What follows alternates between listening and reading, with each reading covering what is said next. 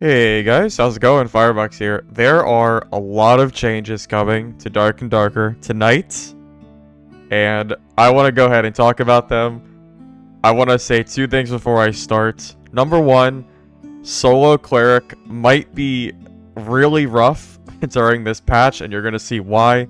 And Barbarian is looking to be quite strong with some of the buffs that they're going to be receiving as well. With that said, let's go ahead and get into the patch notes. First things first, there is a new Lizard Man race being added, which is going to cost 4 bluestone shards or 4 red shards. The red shards are money, and the blue shards are the ones that you earn from playing dungeons. Looks like there's going to be a red, blue, and green variant. What's interesting is it looks like the head hitbox is going to be a little bit different, meaning that they're not going to be able to wear armor. Instead, you're just going to have a flat armor rating. It's hard for me to give much opinion balance-wise. We're just going to have to wait and see what it ends up looking like. It looks like this is going to be used so they can experiment and possibly add future races such as the dwarfs. For loot and equipment, it looks like the drop rate for uncommon items and rare items in normal dungeons is being increased, especially for sub-bosses and higher-end chests. The amount of treasure that drops from chests is going to be increased, which is great, because chests have felt very bad recently. The royal coffins are going to have improved drops, which is great because I'm pretty sure they were equivalent to the wooden chests, so they didn't really feel much different. Clarity potions are no longer in the game as loot from the dungeons. This is a really big change, and it's going to mean that you cannot refill your spells on the go anymore like you have been, especially with the recent stack change. You've been able to bring a lot of clarities in. I imagine this is directly to stop the current buff ball meta, or at least hinder it a little bit. Weapon damage scaling. As weapons improve in rarity have been improved, excluding crossbows, throwable weapons, and magical weapons. This is interesting. I assume this means we're going to go back to how it used to be, where a green weapon damage-wise is going to be significantly better than white, a blue significantly better from green, etc., meaning that higher rarity weapons are going to be heavily sought after, regardless of the rolls on that weapon. Weapon damage has also been increased for daggers, swords, bows, and polearms. Warmaul damage and armor penetration has been reduced. The battle axe, Viking sword, and Chris dagger animations have been updated. I am very excited to try out the battle axe and the Viking sword. I'm curious if the battle axe is now usable because the attack animation was really bad, and how the Viking sword is now, because my biggest issue with that weapon was that I feel like the animation was not great. So I'm curious if this is going to be a buff or a nerf. The buckler impact resistance has been changed from 4 to 6. That is a big deal because yes, now you can block a non-crush Warmaul. And just generally, it's going to be better for blocking at the cost of the buckler just being a lot smaller than something like a heater shield or a round shield. The lute now gives knowledge as a primary stat. The flute now gives agility as the primary stat. And the lyre now gives resourcefulness as the primary stat. The northern full tunic has its armor rating reduced. I'm a little surprised at this. Maybe this was a trios buff ball thing, but I didn't notice many barbarians using these. It's usually just been the padded tunic.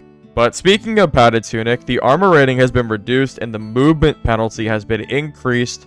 This probably means for me that I'm gonna start going around without a chest piece again instead of the padded tunic if the movement speed penalty is too high, because in solos you do want to be as fast as possible. It's just gonna depend on what it is looking like. Real Gabeson armor rating slightly reduced and the movement speed penalty slightly increased. German Boo, Barbutua helmet, and Viking helm rating reduced. Armet now gives strength instead of resourcefulness. I mean, that's great. Strength is significantly better of a stat than resourcefulness, so maybe that starts seeing use. The Wanderer's outfit now gives agility instead of knowledge. This is great too, because again, agility is better than knowledge. The Dublé gives agility instead of knowledge, and movement speed penalty has been increased. Occultist hood gives magical healing instead of magic resistance.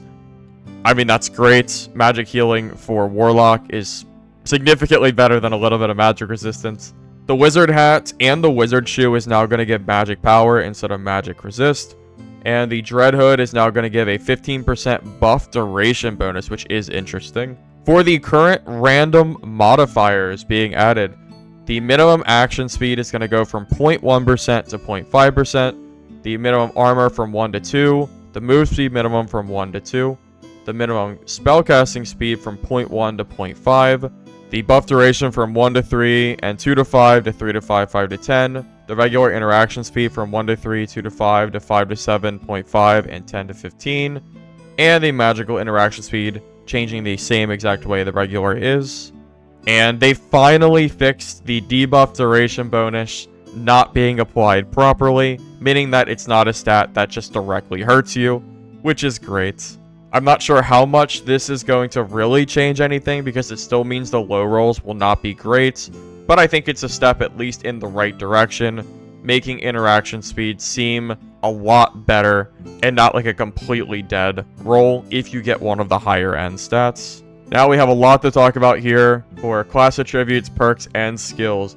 Spell count recharge when resting has significantly improved, changing from 3 to 2 second intervals from 8 to 17. This means not only do you gain spells at more than double the speed per tick, but it's happening 33% faster as well. This is a really significant increase. Fighter's adrenaline spike perk has been changed from 15% to 40%. This is good. I'm not sure if it's going to be good enough for fighters to take it because they're not going to get benefits unless they're under 40% HP. But it is a lot better than 15%. We'll have to wait and see how that goes. Fighter's adrenaline spike changed from 8 to 12 seconds. Fighter's adrenaline rush debuff duration changed from 4 to 2. I think I would have preferred for this to just be gone because I don't think we need a debuff here. But that is a significant increase, 50% better. So maybe this starts seeing more use. Fighter's Taunt now grants 10% magic reduction bonus in addition to the physical damage. Barbarian's Carnage will now grant 75 armor for 7 seconds instead of strength. This doesn't really change anything, at least for solo play. I don't know if anyone would bother using this in teams. I feel like the answer is no. Barbarian Axe Specialization now increases weapon damage by 3 instead of 10% damage bonus. This is a buff. This might make weapons such as the Horseman's Axe see play again. Barbarian's Achilles Strike increased from 2 to 4 seconds. This is the big buff that I was talking about for Barbarians. When you land an Achilles Strike, they are going to be stuck in place for a very long time, and I think this is going to be really good for solo play. Barbarian's Blood Exchange increased from 6 to 8 seconds, and Lifesteal increased from 5 to 15. Barbarian's Life Siphon has been renamed to War Sacrifice, and now costs 10% max HP as a life sacrifice over 8 seconds. It increases all attributes from 4 to 5. I just don't know if it's going to be worth 10% HP for 5 stats, but we're going to have to wait and see if people start to use that or not. Rogue's Hand Crossbow Mastery perk now increases the damage by 2. I think this is fine. Hand crossbow right now, at least especially for Rogue, doesn't feel that strong, so I think it's fine to give them a little bit of a buff when they do take this perk. Rogue's double jump has been nerfed. You no longer get the landing penalty, but you're going to always have a minus 20 movement speed penalty when it's equipped. I think this means Rogue will not take double jump. 20 movement speed is huge, and Rogues need move speed. I don't think they're going to take this anymore.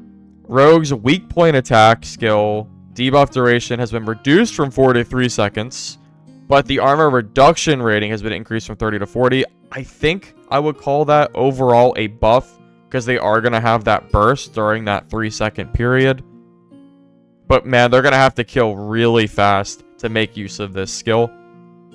Rogue's Cutthroat has been reduced from 28 to 14 seconds. The cooldown, I mean, that's a 50% increase. That is pretty good. I just don't know if Rogues are going to take this or not. Ranger's Range Weapon Mastery perk has been increased from 5 to 10%.